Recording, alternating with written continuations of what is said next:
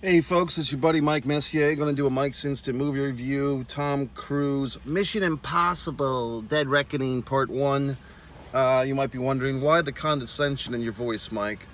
It's just because I'm a little sick of, like everybody, perhaps, sick of sequels. I like certain sequel series, like the Creed movies, the Rocky movies.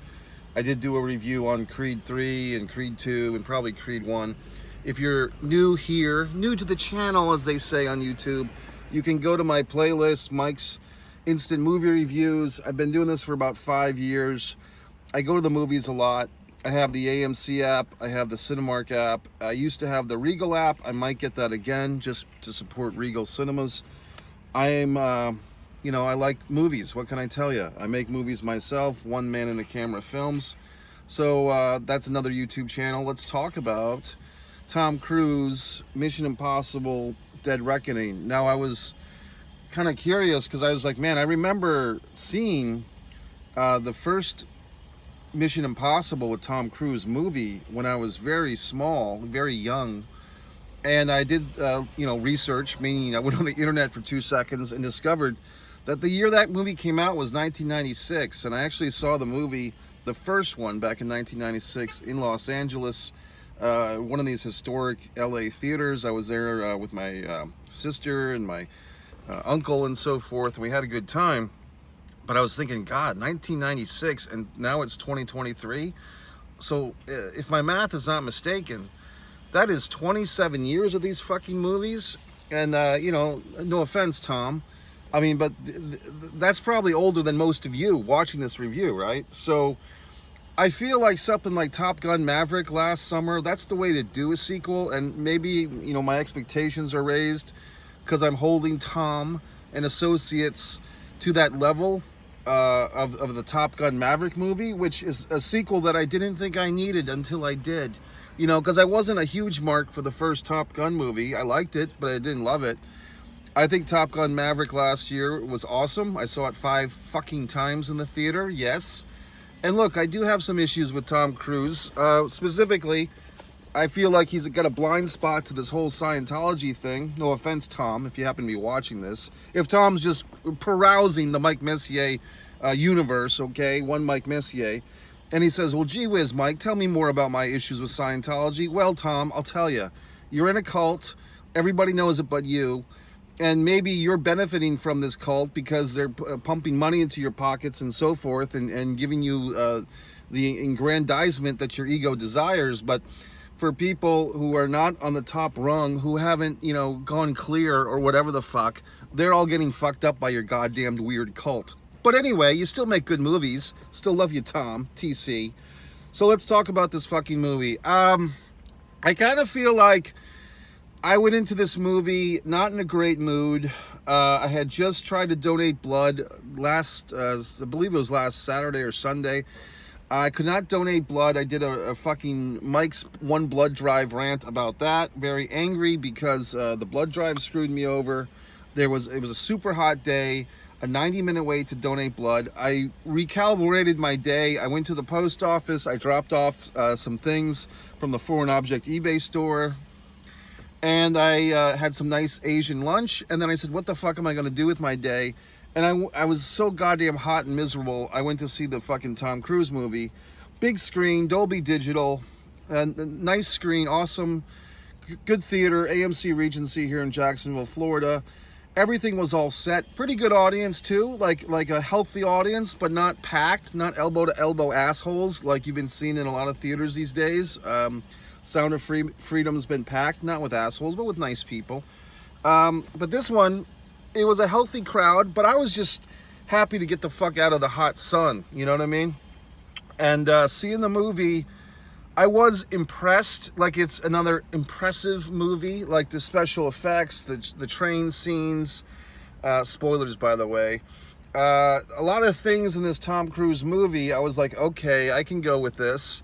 And it did feel in some regard, and I didn't hate in the new Indiana Jones and the Dial of Destiny either. I did do a review on that. I didn't hate that like a lot of people did.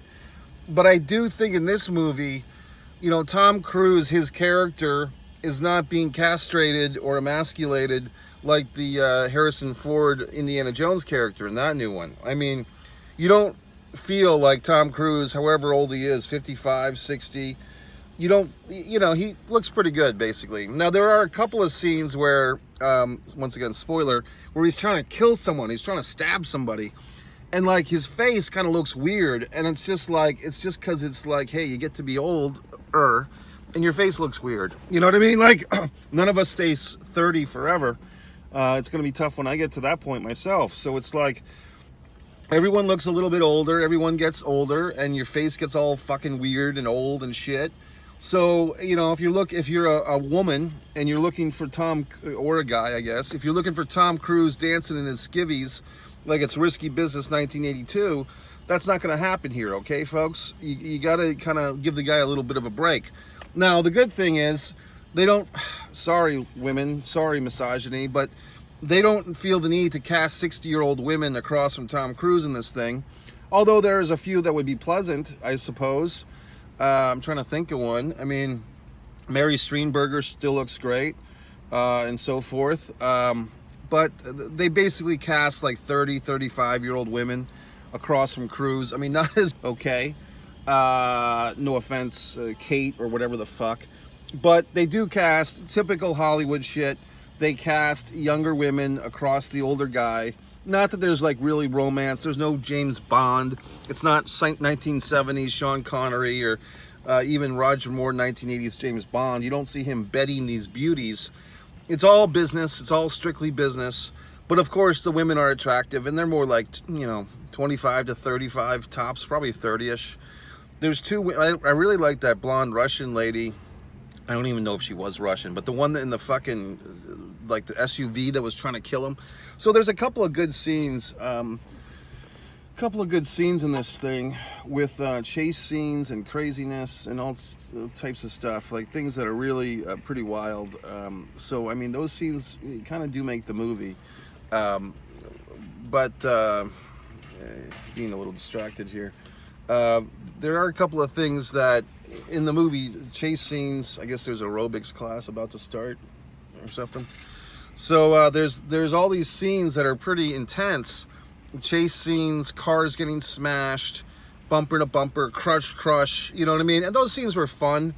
Kind of reminded me, you know, a little bit of what Fast and the Furious X was doing, you know, and I think the problem with the Fast and the Furious movies, to go on a rant minorly, a lot of times those movies, like the highlights are the chase scenes and the crash scenes, and then the story is a little bit thin. I kind of feel like that here with Mission Impossible, Dead Reckoning Part 1. What's the goddamn storyline? You know, I'm fearful, I could be wrong, but they're trying to put these two pieces of a goddamn key together. You know, this half of the key is over here, and this half of the key is over here. I mean, didn't they do that in the Indiana Jones Dial of Destiny, or is that just the one fucking dial? But this, it's like, oh, some asshole's got half a key, some other asshole's got half the key. If you have the key, you have all the power in the world. And I could have been just phasing in and out, but was all the power in the world basically in this Mission Impossible movie to manipulate time? Is it another fucking time goddamned movie? Like, can we get over this shit already? Yes, time travel, all these other things. I recently had to revise, I didn't have to, but I did. I revised one of my scripts because I had kind of a multiple universe, you know, discussion in one of my scripts, A Distance from Avalon, and I said, you know what, I'm so sick of all these multiverse things, I'm actually going to take this out of my fucking script because I'm sick of it. I'm just sick of fucking multiverse things and so forth, and I'm sick of it with myself in my own writings. So there you go. I wish these assholes would do what I do and listen to me, but they don't. So moving forth, I don't know. The word that came to mind with this Mission Impossible Dead Reckoning Part 1, so goddamn presumptuous. At least they're telling us that it's an unfinished story. Like, okay, assholes, if you buy a ticket for this, we'll see you in December or whenever the fuck to see the second part. At least there's no mystery to that. And if they're smart, they will make the second part like a December release or something like that, just to keep the mojo going, you know what I mean? Because if they let this thing ride for another summer, no one's going to care. There's going to be some new toys to play with. Or the SAG-AFTRA and WGA strike is going to fuck up the whole business, blah, blah, blah. So whatever the fuck. So moving forth, the word that came to mind was swashbuckling. Like I do kind of every once in a while, a friend of mine, once told me that he likes. I was trying to tell him this guy to go see this movie or whatever the fuck, and he asked me, Mike, does this movie have suspense? And I'm like, shit. Well, that's pretty specific. Like for him, the word suspense was like a big fucking deal. You know what I mean? Like oh, I got to have a movie with suspense. Okay. For me, I don't really seek out this type of movie, but when it does occur, I typically enjoy it if I'm in the right mood, which is swashbuckling. And I would say something like, to give Dwayne Johnson credit, I know him and Black Adam and the whole world blew up. But I thought that the Jungle Cruise movie, that's what it was called, Disney's Jungle Cruise, I thought that was a goddamn good movie last summer, whenever the fuck it came out. And I do like the blonde chick that's in that one too. But for me, this swashbuckling thing, looks like another aerobics student of some kind. The swashbuckling thing, I think, is fun when you have big fight scenes or big fucking rescue scenes or big, someone's gonna fall off a train into the Grand Canyon scenes, and that type of shit is in this fucking Mission Impossible quite a bit. So if you can forgive the fact that apparently this is the 7th fucking Tom Cruise Mission Impossible movie since 1996. If you can forgive the fact that if you buy a ticket for this one, you'll probably have to go see the second part. If you can forgive the fact that the whole put the keys together thing is so goddamn stupid. If you can forgive all these facts, you'll probably be like me and sort of enjoy the movie. Like, you're like watching it, you're like, okay, this is kind of cool. But it's not, the story is not rocking my goddamn world. And as a fucking published author myself, and as a wonderful screenwriter myself, and an actor and so forth, I have higher standards than most of you, no offense. So I'm just going to say, okay, Tom, we get it. Swashbuckling, pretty women in their 30s or 25 or whatever, and and blah, blah, blah. And so Tom Cruise is Tom Cruise. Mission Impossible is pretty much what you'd expect. If you have seen the other ones and you're all into them. I'm not all into them. I don't know if these movies have like a real loyal fan following. Like, I don't know if people, Jones fuck themselves for these things, or if they just go see them out of habit. Like, oh, Tom Cruise, let's go see it.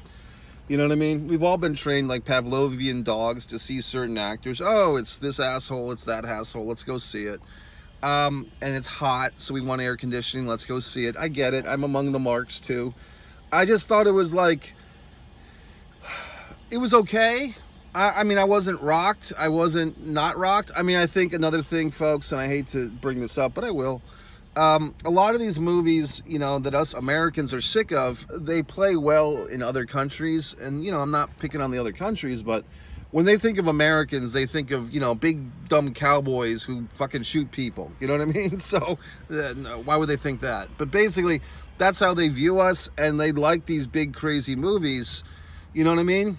By the way, I did review some films from India the last year or so. The first one I saw was great. It was about this kid who was like dying, and his mom trying to help him. And then like the ones I saw after that were not so great. So I mean, I kind of feel like my standard for these Indian films were really high, and then they quickly devolved, and then I stopped going to see them. So maybe that's on me. But anyway, folks, if you have any questions, comments, queries, or whatever the fucks, go ahead. Once again, this is one Mike Messier.